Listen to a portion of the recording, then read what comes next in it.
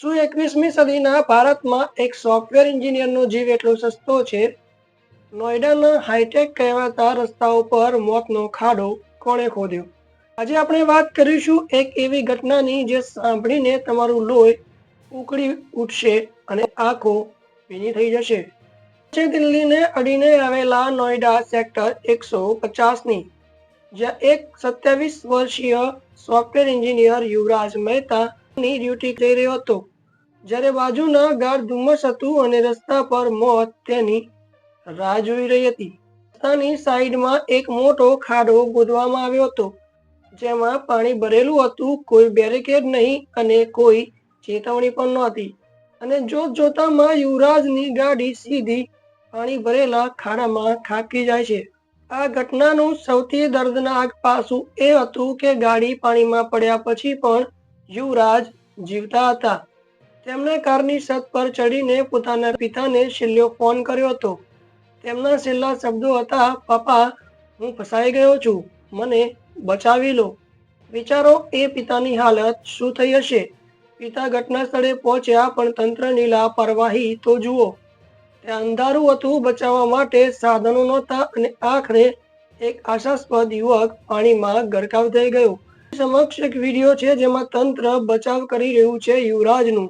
તમે વિડીયો જોઈને કહો કે કેટલો બચાવ કર્યો છે અને કેટલો દેખાવ.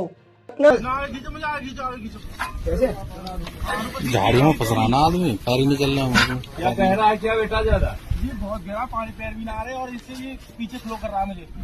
अच्छा, आगे नहीं जाने दे रही। रस्सी फेंको जरा, यहाँ तो फेंको, कोशिश करो। नहीं से जाएगी जाएगी। बेटा रुक जाओ, एक गाड़ी और मैंने मंगाई है, शांत रहना, उसी जगह पे रहना।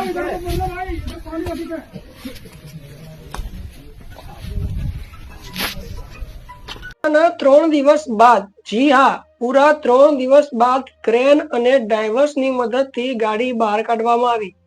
પણ ત્યાં સુધીમાં તો બધું ખતમ થઈ ગયું હતું. હવે સવાલ એ થાય છે કે આ મોત માટે જવાબદાર કોણ? શું એ બિલ્ડર જેને રસ્તા પર ખાડો ખુલ્લો રાખ્યો, કે પછી એ નોઈડા ઓથોરિટી જે એસી ઓફિસમાં બેસીને માત્ર પ્લાન પાસ કરે છે?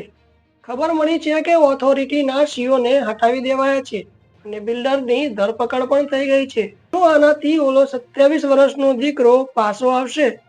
મિત્રો, આ ઘટના આપણને પણ ચેતવે છે. રાત્રે ગાડી ચલાવતા સાવધાન રહો. તંત્રની આવી બેદરકારી દેખાય તો અવાજ ઉઠાવો. કોઈ બીજાનો વારો હતો, કાલે આપણો પણ હોઈ શકે છે.